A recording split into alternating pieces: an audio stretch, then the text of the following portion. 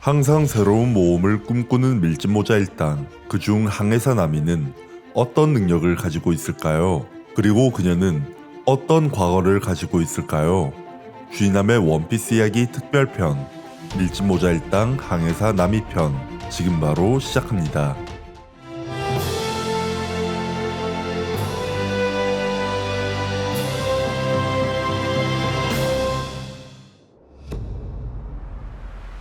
나이 20세, 키 170cm, 본명 나미, 통칭 도둑고양이.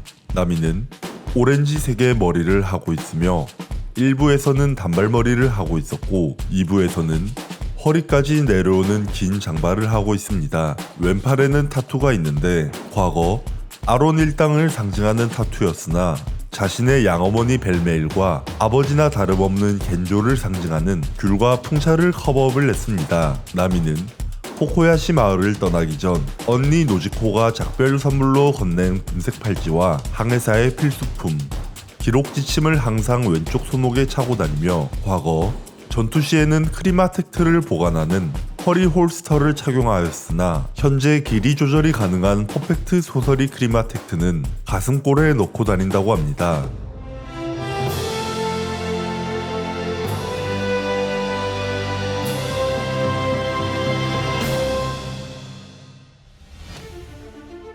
밀짚모자 일당은 선장이 루피인지라 사실상 나미가 밀짚모자 일당의 사령탑으로 긴급 상황에도 정확하게 조타 지시를 내립니다. 조타수 징배가 들어오기 전까지 일당의 조타는 나미의 지시하에 동료들이 손발이 되는 연계 플레이였습니다. 하지만 항로 결정권은 온전히 모험심이 넘치는 선장 루피에게 있는 터라 때로는 눈물을 머금고 전혀 가고 싶지 않은 위험천만한 곳으로 동료들을 이끌어야 했습니다.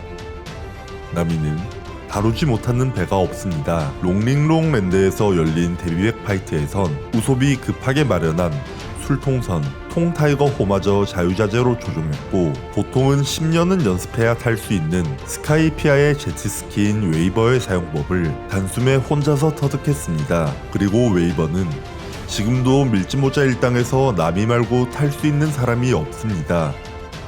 나미는 거친 폭풍우 속에서 해류를 파악하는 관찰안의 소유자입니다. 배를 상공 1만 미터에 위치한 스카이피아까지 날려버리는 괴물 해류 녹업 스트림을 타는 것은 물론이고 NES 로비에서 정의의 문이 닫히면서 발생한 해군 대형 군함의 키마저 먹통으로 만드는 위력적인 소용돌이의 흐름을 읽어내 용고리 마시가 이미 수명이 끝난 고잉 메리호로 버서콜로 소집된 해군의 함대를 따돌리기도 했습니다. 나미는 기후에 대한 풍부한 지식과 더불어 날씨의 변화를 몸으로 감지하는 천부적인 감각을 지니고 있습니다. 다른 사람들은 전혀 느끼지 못하는 미세한 대기의 움직임을 당연하다는 듯이 읽어내는 모습을 보여주었습니다. 알라바스타 왕국으로 가는 길에 아무런 전조가 없는 것으로 유명한 위대한 항로의 사이클론을 미리 예측한 것이 대표적인 사례입니다. 이 당시 나미는 리틀 가든에서 독벼루 캐스티아에 물려서 체온이 40도까지 치솟은 상태였음에도 불구하고 정확하게 기후를 맞추었습니다. 원피스 극장판 필름 스트롱 월드에서는 전설의 해적 금사자 시키가 이 능력이 탐이 나서 나미를 강제로 자신의 항해사로 삼고자 하였습니다.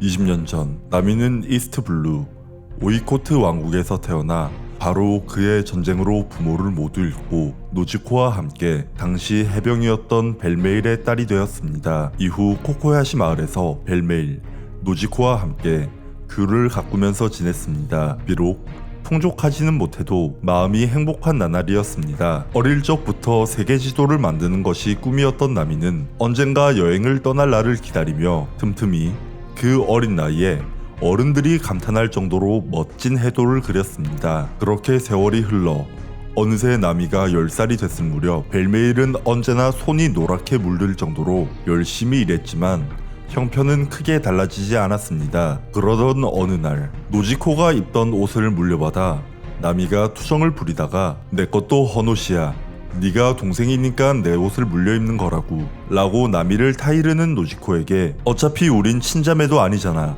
라고 대꾸해버렸고, 그 말을 들은 벨메일은 두 번 다시 바보 같은 소리 하지마 라고 역정을 냈습니다. 이에 흠칫 놀란 나미는 평소에도 우리 자매가 벨메일 때문에 가난하다고 생각했기에 나도 누가 주워갈 거였다면 부잣집이 좋았을 거야 라고 마음에도 없는 소리를 하고 집에 나와 겐조의 일터로 달려갔습니다. 풀이 죽은 나미를 본 겐조는 너희 가족은 피보다 강한 인연으로 묶인 사이라며 벨메일이 전쟁터에서 죽어가고 있을 때 너희를 보고 살아갈 기력을 되찾았다고 말해주었습니다. 벨메일이 자신의 과거를 말해주지 않았기 때문에 여태껏 자신을 다리 밑에서 주워왔다고 생각했던 나미는 새삼 자신이 얼마나 많은 사랑을 받으면서 살았는지 깨달았습니다.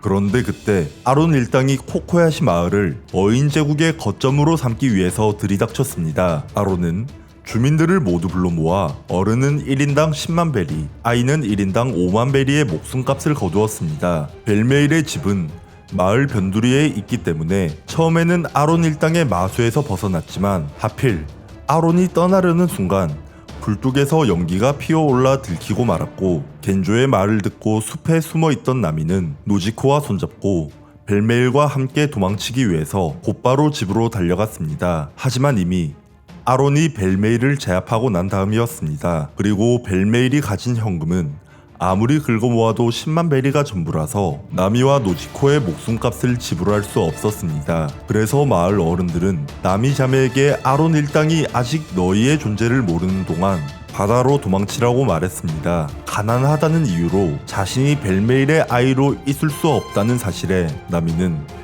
눈물을 보였습니다. 그렇지만 자신이 여기에 있으면 벨메일이 아론에게 살해당하기 때문에 눈물을 닦고 항구를 향해 억지로 발길을 옮겼습니다. 그런데 벨메일은 10만 베리를 건네면서 내 아이들의 몫이라고 말했고, 벨메일은 죽는다고 한들 말만이라도 노지코와 나미의 어머니이고 싶었던 것이었습니다. 그 말을 들은 나미는 나도 부잣집이 좋았다는 말은 거짓말이라고 오열하면서 어머니에게 달려갔습니다. 그리고 마을 주민들도 벨메일을 구하기 위해서 겐조를 필두로 무기를 들고 아론 일당에게 달려들었지만 일반 인간과 어인의 격차는 컸습니다. 결국 벨메일은 사랑한다는 짧은 유언을 남기고 딸들이 보는 앞에서 아론의 쏜 총알을 맞고 숨을 거두었습니다. 그런데 나미의 순환은 그게 끝이 아니었습니다. 하치가 발견한 나미의 해도를 보고 그 실력에 감탄한 아론이 나미를 억지로 아론 일당의 측량사로 삼은 것이었습니다. 아론 일당에게 붙잡혀 있는 동안 아론은 1억 베리를 가져다 주면 코코야시 마을을 팔아주겠다는 제안을 냈고, 그 말을 믿고 나미는 돈을 모으기 위해서 해적을 상대로 도둑질을 하기로 결심했습니다. 그리고 마을 사람들이 자신을 구하기 위해서 이길 수 없는 싸움을 하지 않도록 돈 때문에 아론 일당의 밑에 들어갔다고 왼팔 어깨에 새긴 아론 일당의 졸리로저 문신을 보여주며 연기를 했습니다. 나미는 아무도 자신 때문에 죽지 않게 하려고 앞으로 누구 앞에서도 울지 않고 고독한 싸움을 시작했습니다. 그리고 해적을 상대로 돈을 벌던 도중 밀짚 모자를 쓴 한 해적을 만나게 됩니다.